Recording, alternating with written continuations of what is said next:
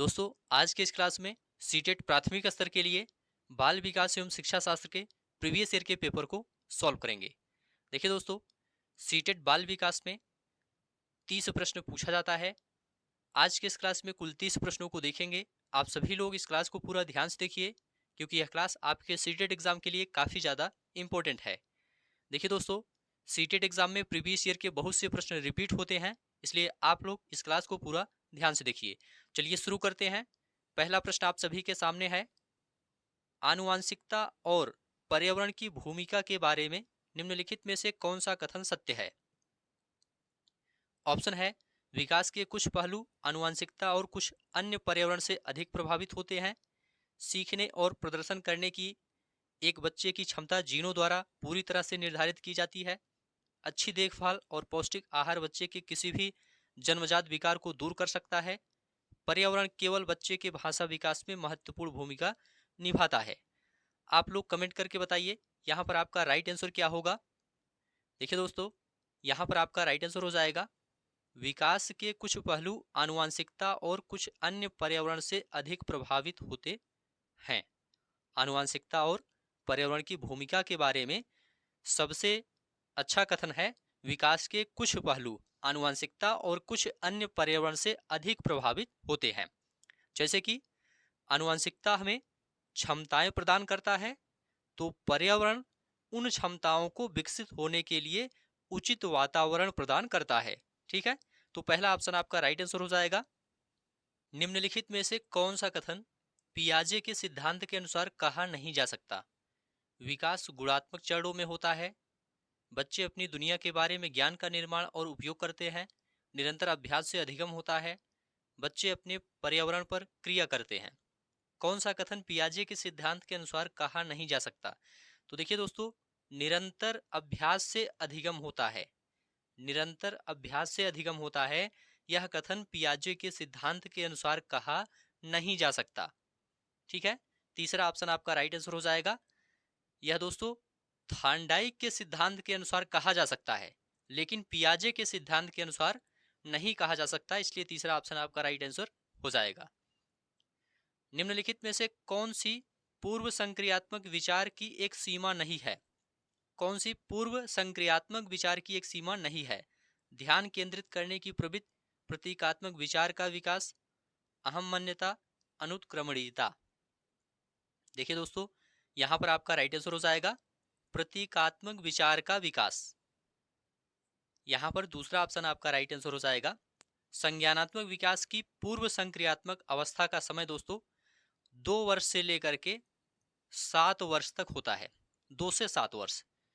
इस अवस्था में दोस्तों संकेतात्मक या प्रतीकात्मक विचारों का विकास तथा भाषा का प्रयोग प्रारंभ होता है, इसलिए प्रतीकात्मक विचारों का विकास पूर्व संक्रियात्मक गुण है, ना कि सीमा। ठीक है, तो यहां पर दूसरा ऑप्शन आपका राइट आंसर हो जाएगा। के अलावा निम्नलिखित कारणों से खेल युवा बच्चों के विकास में एक महत्वपूर्ण भूमिका निभाता है। वे अपने शरीर पर निपुणता प्राप्त करते हैं। यह उनकी इंद्रियों को उत्तेजित करता है। यह समय बिताने का एक सुखद तरीका है। वे नए कौशल हासिल करते हैं और सीखते हैं कि उन्हें कब उपयोग किया जाए। देखिए दोस्तों, यहाँ पर आपका राइट आंसर हो जाएगा, यह समय बिताने का एक सुखद तरीका है। के अलावा निम्नलिखित कारणों से खेल युवा बच्चों के विकास में महत्वपूर्ण भूमिका निभाता है। तीसरा ऑप्शन आपका राइट आंसर हो जाएगा। ठीक है, अगला प्रश्न है, निम्नलिखित में से कौन सा प्रश्न बच्चों को गंभीर रूप से सोचने के लिए आमंत्रित करता है? क्या आप इसका उत्तर जानते हैं? सही जवाब क्या है? क्या आप इसी तरह की स्थिति के बारे में सोच सकते हैं? विभिन्न तरीकों से हम इसे कैसे हल कर सकते हैं? देखिए दोस्तों, यहाँ पर आपका राइट आंसर हो जाएगा, विभिन्न तरीकों से हम इसे कैसे हल कर सकते हैं। चौथा ऑप्शन आपका राइट आंसर हो जाएगा, किसी दिए गए समस्या को विभिन्न तरीके से हल करने के लिए कहना बच्चों को गंभीर रूप से सोचने के लिए आमंत्रित करता है। क्यों? क्योंकि समस्या को विभिन्न तरीके से हल करने के लिए अपसारी चिंतन आवश्यक होता है और अपसारी चिंतन में किसी समस्या पर विविध तरीके से विचार किया जाता है। तो चौथा ऑप्शन आपका राइट आंसर हो जाएगा। सभी प्रश्न ध्यान से देखते हुए चलिए। निम्नलिखित में से कौन सा विकल्प प्रगतिशील शिक्षा का सबसे अच्छा वर्णन करता है? ऑप्शन है करके सीखना, परियोजना विधि, सहयोग से सीखना, थीमेटिक इकाइयां, नियमित इकाई परीक्षण, रैंकिंग, व्यक्तिगत अधिगम, क्षमता समूह बनाना, छात्रों की लेबलिंग, परियोजना विधि, क्षमता समूह बनाना, रैंकिंग। यहां पर आपका राइट आंसर हो जाएगा करके सीखना, परियोजना विधि, सहयोग से सीखना। प्रगतिशील शिक्षा विद्यार्थियों की या शिक्षार्थियों की सक्रिय सहभागिता के सिद्धांत पर आधारित होता है तथा यह भी मानता है कि बच्चे अपने ज्ञान का निर्माण स्वयं करते हैं। इसलिए प्रगतिशील शिक्षा करके सीखने, परियोजना विधि, सहयोग से सीखने तथा गतिविधि द्वारा सीखने पर बल देता है। प्रगतिशील शिक्षा के बारे में निम्नलिखित में से कौन सा कथन बताता है शिक्षा स्वयं ही जीवन है? स्कूल शिक्षा को यथासंभव लंबे समय तक जारी रखना चाहिए। स्कूलों की आवश्यकता नहीं है, बच्चे अपने जीवन के अनुभवों से सीख सकते हैं। स्कूलों में शिक्षा सामाजिक और प्राकृतिक दुनिया को प्रतिबिंबित करे। जीवन सच्चा शिक्षक है। देखिए दोस्तों, यहाँ पर आपका राइट आंसर हो जाएगा स्कूलों में शिक्षा सामाजिक और प्राकृतिक दुनिया को प्रतिबिंबित करे। शिक्षा स्वयं ही जीवन है, अर्थात शिक्षा मनुष्य को जीवन जीने की कला सिखाती है। इसलिए प्रगतिशील शिक्षा के संबंध में कहा जा सकता है कि स्कूलों में शिक्षा सामाजिक और प्राकृतिक दुनिया को प्रतिबिंबित करे ताकि विद्यार्थी सामाजिक और प्राकृतिक दुनिया में समायोजन और आत्मसात कर सकें। कोहलबर्ग के सिद्धांत के योगदान के रूप में निम्नलिखित में से किसे माना जा सकता है? उनके सिद्धांत ने संज्ञानात्मक परिपक्वता और नैतिक परिपक्वता के बीच एक सहयोग का समर्थन किया है। इस सिद्धांत में विस्तृत परीक्षण प्रक्रियाएं हैं।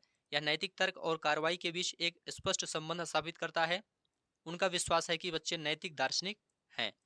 देखिए दोस्तों, यहाँ पर आपका राइट आंसर हो जाएगा उनके सिद्धांत ने संज्ञानात्मक परिपक्वता और नैतिक परिपक्वता के बीच एक सहयोग का समर्थन किया है। पहला ऑप्शन आपका राइट आंसर हो जाएगा। कोहलबर्ग के नैतिक विकास के सिद्धांत ने संज्ञानात्मक परिपक्वता और नैतिक परिपक्वता के बीच एक सहयोग का समर्थन किया है, अर्थात नैतिक विकास के तीनों स्तर तथा सातों सोपान क्रमशः नैतिक निर्णय लेने की बढ़ती योग्यता तथा दृष्टिकोणों की बढ़ती व्यापकता व अमूर्तता को इंगित करते हैं। तो पहला ऑप्शन आपका राइट आंसर हो जाएगा। निकटवर्ती विकास का क्षेत्र संदर्भित करता है उस चरण को जब अधिकतम विकास संभव है, उस विकासात्मक चरण को जब बच्चा सीखने की पूरी जिम्मेदारी लेता है, एक संदर्भ को जिसमें बच्चे सहयोग के सही स्तर के साथ कोई कार्य लगभग स्वयं कर सकते हैं, उस सीखने के बिंदु को जब सहयोग वापस लिया जा सकता है। देखिए दोस्तों, यहाँ पर आपका राइट आंसर हो जाएगा एक संदर्भ को जिसमें बच्चे सहयोग के सही स्तर के साथ कोई कार्य लगभग स्वयं कर सकते हैं। तीसरा ऑप्शन आपका राइट आंसर हो जाएगा निकटवर्ती विकास का क्षेत्र उसे संदर्भित करता है जिसमें बच्चे सहयोग के सही स्तर के साथ कोई कार्य लगभग स्वयं कर सकते हैं। यहाँ पर तीसरा ऑप्शन आपका राइट आंसर हो जाएगा एक उभयलिंगी व्यक्तित्व स्त्री लक्षणों वाले पुरुषों को संदर्भित करता है। में आमतौर पर माने गए मर्दाना और स्त्री गुणों का समायोजन होता है। में दृढ़ और अहंकारी होने की आदत है। समाज में प्रचलित रूढ़िवादी लिंग भूमिकाओं का पालन करता है। देखिए दोस्तों, यहाँ पर आपका राइट आंसर हो जाएगा एक उभयलिंगी व्यक्तित्व में आमतौर पर माने गए मर्दाना और स्त्री गुणों का समायोजन होता है। दूसरा ऑप्शन आपका राइट आंसर हो जाएगा। अगला प्रश्न देखेंगे, सभी प्रश्न आप लोग ध्यान से देखते हुए चलिए। बच्चे को छोड़कर अन्य सभी के द्वारा लिंग भूमिकाएं ग्रहण करते हैं, किसे छोड़कर?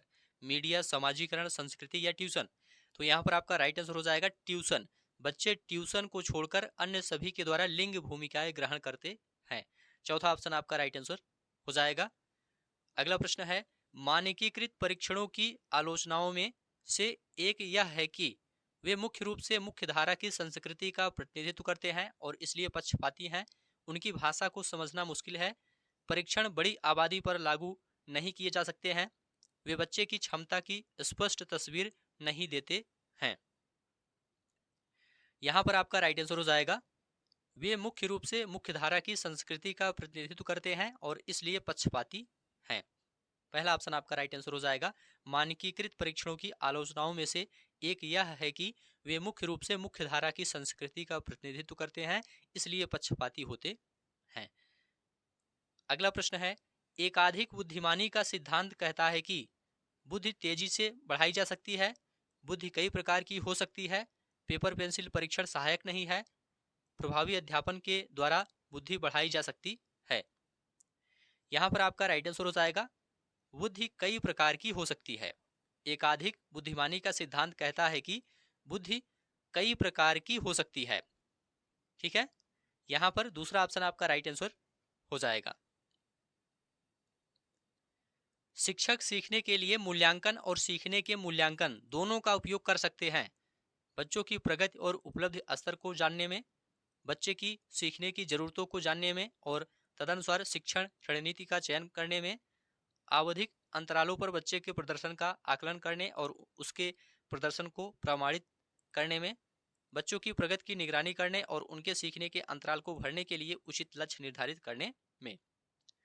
यहाँ पर आपका राइट आंसर हो जाएगा, बच्चों की प्रगति और उपलब्धि स्तर को जानने में। शिक्षक सीखने के लिए मूल्यांकन और सीखने के मूल्यांकन दोनों का उपयोग बच्चों की प्रगति और उपलब्धि स्तर को जानने में कर सकते हैं।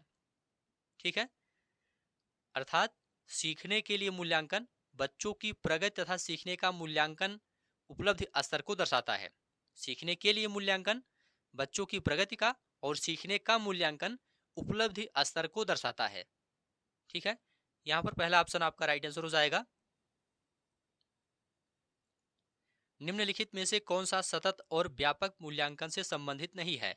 इसे भारत के शिक्षा के अधिकार अधिनियम द्वारा अनिवार्य किया गया है, या शिक्षण अधिगम प्रक्रिया का एक अभिन्न अंग है, या विभिन्न शिक्षा क्षेत्रों में बच्चे की उपलब्धि पर केंद्रित है, या बच्चों को धीमे, खराब या बुद्धिमान के रूप में चिन्हित करने में उपयोगी होता है। तो देखिए दोस्तों, यहाँ पर आपका राइट आंसर हो जाएगा, यह बच्चों को धीमे, खराब या बुद्धिमान के रूप में चिन्हित करने में उपयोगी होता है। चौथा ऑप्शन आपका राइट आंसर हो जाएगा, सतत और व्यापक मूल्यांकन बच्चों को धीमे, खराब या बुद्धिमान के रूप में चिन्हित करने में उपयोगी नहीं होता है, बल्कि इसका प्रयोग बच्चों के अधिगम त्रुटियों को पहचान कर उनका उपचार करने में किया जाता है। ठीक है, चौथा ऑप्शन आपका राइट आंसर हो जाएगा। बच्चों में प्रतिभाशालिता के कारण हो सकते हैं। बच्चों में प्रतिभाशालिता के कारण हो सकती है आनुवंशिकता और वातावरण के बीच एक अंतःक्रिया, एक संसाधन समृद्ध वातावरण, सफल माता पिता, एक अनुशासित दिनचर्या। देखिए दोस्तों, यहाँ पर आपका राइट आंसर हो जाएगा, आनुवंशिकता और वातावरण के बीच एक अंतःक्रिया। पहला ऑप्शन आपका राइट आंसर हो जाएगा, बच्चों में प्रतिभाशाली आनुवंशिकता और वातावरण के बीच एक अंतःक्रिया के कारण हो सकती है। पहला ऑप्शन आपका राइट आंसर हो जाएगा। सामाजिक आर्थिक रूप से वंचित पृष्ठभूमि से आने वाले बच्चों को कक्षा के माहौल की आवश्यकता होती है, जो उन्हें अच्छा व्यवहार सिखाता है, उनके सांस्कृतिक और भाषाई ज्ञान को महत्व देता है तथा उनका उपयोग करता है, उनकी भाषा के उपयोग को हतोत्साहित करता है ताकि वे मुख्य धारा की भाषा सीख सकें, बच्चों को उनकी क्षमताओं के आधार पर वर्गीकृत करता है। देखिए दोस्तों, यहाँ पर आपका राइट आंसर हो जाएगा, उनके सांस्कृतिक और भाषाई ज्ञान को महत्व देता है तथा उनका उपयोग करता है। दूसरा ऑप्शन आपका राइट आंसर हो जाएगा, सामाजिक आर्थिक रूप से वंचित पृष्ठभूमि से आने वाले बच्चों को कक्षा में ऐसे माहौल की आवश्यकता होती है जो उनके सांस्कृतिक और भाषाई ज्ञान को महत्व देता है तथा उनका उपयोग करता है, इसीलिए समावेशी शिक्षा की संकल्पना विकसित की गई है। यहाँ पर दूसरा ऑप्शन आपका राइट आंसर हो जाएगा। कक्षा में सृजनात्मक और प्रतिभाशाली बच्चों के लिए आवश्यक हस्तक्षेप निर्भर करता है शिक्षक द्वारा अनुकूलित और प्रेरक निर्देशन तरीकों के उपयोग पर, उन्हें अतिरिक्त समय दिए जाने पर, उनके प्रति स्नेही होने के नाते पर, उन्हें अन्य बच्चों को पढ़ाने की जिम्मेदारी देने पर। तो यहाँ पर आपका राइट आंसर हो जाएगा, शिक्षक द्वारा अनुकूलित और प्रेरक निर्देशन तरीकों के उपयोग पर। पहला ऑप्शन आपका राइट आंसर हो जाएगा, कक्षा में सृजनात्मक और प्रतिभाशाली बच्चों के लिए आवश्यक हस्तक्षेप शिक्षक द्वारा अनुकूलित और प्रेरक निर्देशन तरीकों के उपयोग पर निर्भर करता है। यहाँ पर पहला ऑप्शन आपका राइट आंसर हो जाएगा।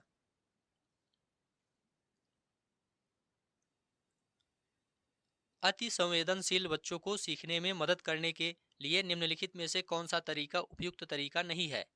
एक कार्य को छोटे प्रबंधनीय खंडों में तोड़ना, अधिगम के वैकल्पिक तरीकों की पेशकश, उनके दैनिक कार्यक्रम में शारीरिक गतिविधि का समावेश, बेचैन होने पर अक्सर उन्हें फटकार लगाना।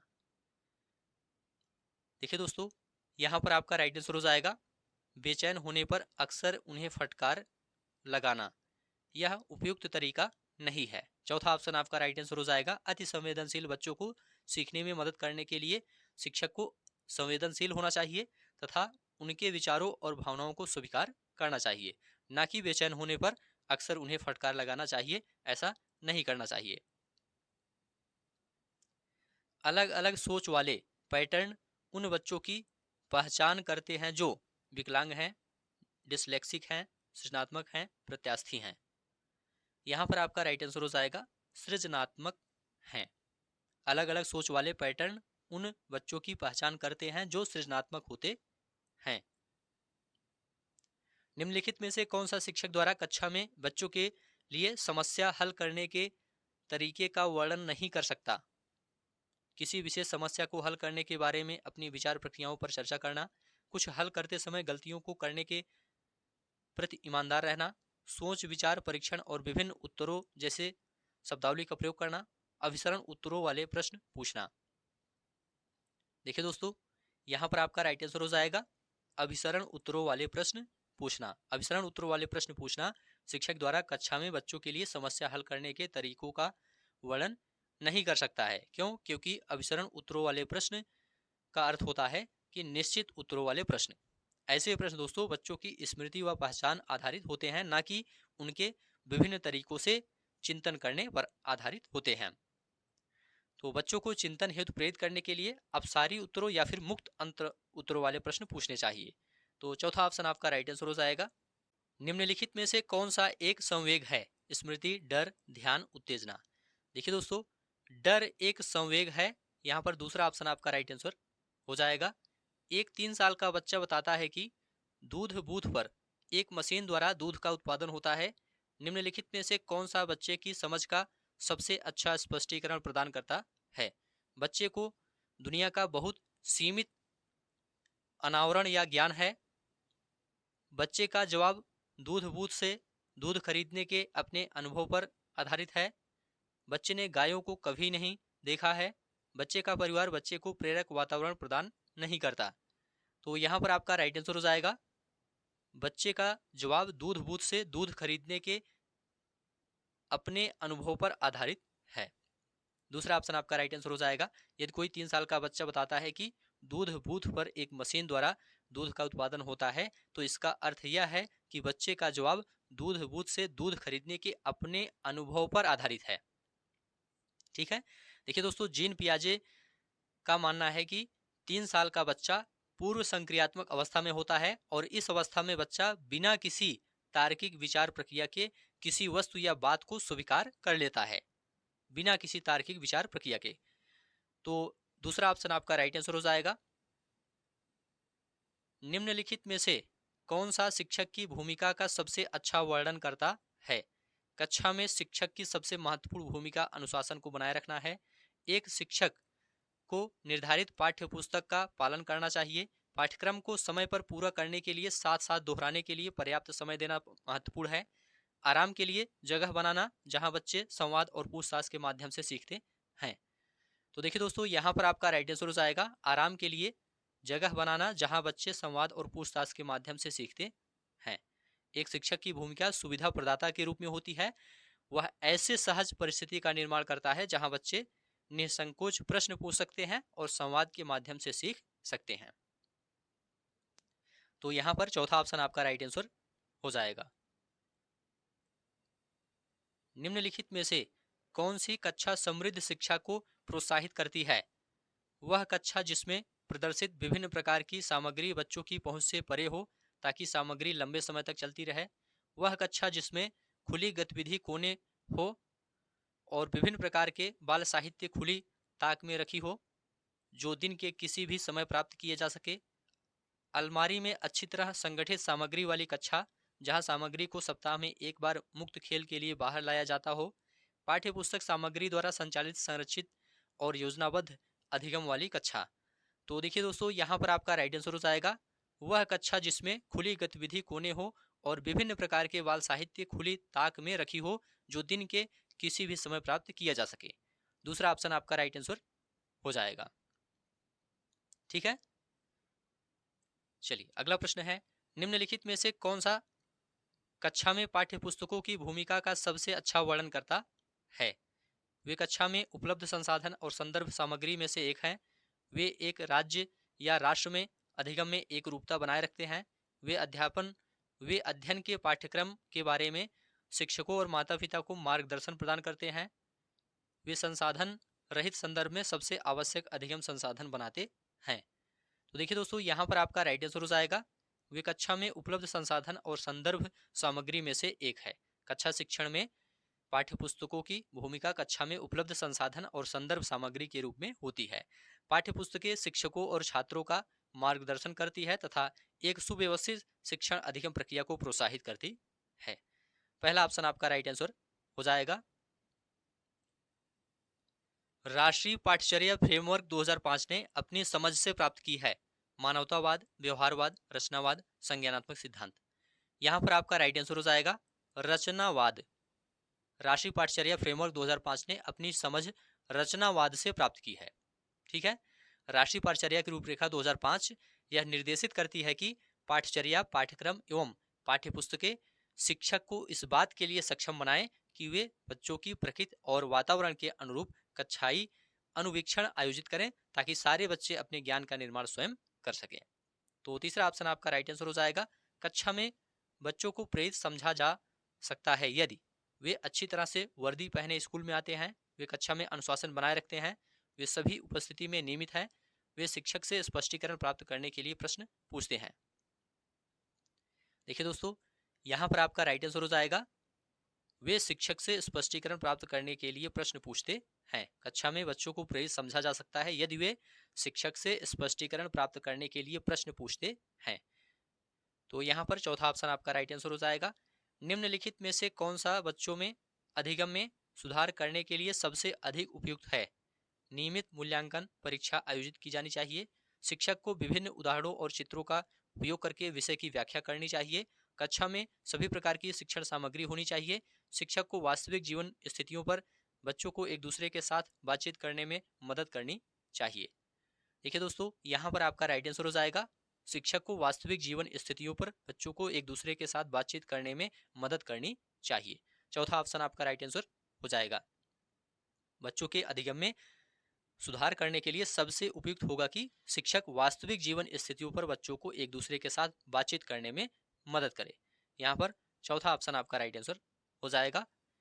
अगला प्रश्न है, अनुशासन जो अधिगम वातावरण में एक महत्वपूर्ण भूमिका निभाता है किस तरह की मदद करता है। अनुशासन जो अधिगम वातावरण में एक महत्वपूर्ण भूमिका निभाता है किस तरह की मदद करता है। बच्चों को अपनी शिक्षा को विनियमित और मॉनिटर करने के लिए, चुप्पी साधे रहने के लिए, शिक्षकों को निर्देश देने में, बच्चों को उनके पाठ रट कर याद करने में। तो देखिए दोस्तों, यहाँ पर आपका राइट आंसर हो जाएगा बच्चों को अपनी शिक्षा को विनियमित और मॉनिटर करने के लिए। अनुशासन जो अधिगम वातावरण में एक महत्वपूर्ण भूमिका निभाता है बच्चों को अपनी शिक्षा को विनियमित और मॉनिटर करने में मदद करता है। अर्थात जब कक्षा अनुशासित रहता है तो शिक्षण अधिगम प्रक्रिया प्रगति करती है तथा जब कक्षा अनुशासनहीन होती है तो शिक्षण अधिगम प्रक्रिया बाधित होता है। तो पहला ऑप्शन आपका राइट आंसर हो जाएगा। तो ठीक है दोस्तों, आज की इस क्लास को अब यहीं पर समाप्त करते हैं। आप लोग कमेंट करके बताइए 30 प्रश्नों में आपका कितना स्कोर सही हुआ है। ऐसे ही प्रश्न दोस्तों इस बार भी सीटेट एग्जाम में पूछे जाएंगे। उम्मीद है यह क्लास आपको अच्छा लगा है तो चैनल को सब्सक्राइब कीजिए, दोस्तों में शेयर कीजिए और कमेंट में लिखकर जरूर बताइए।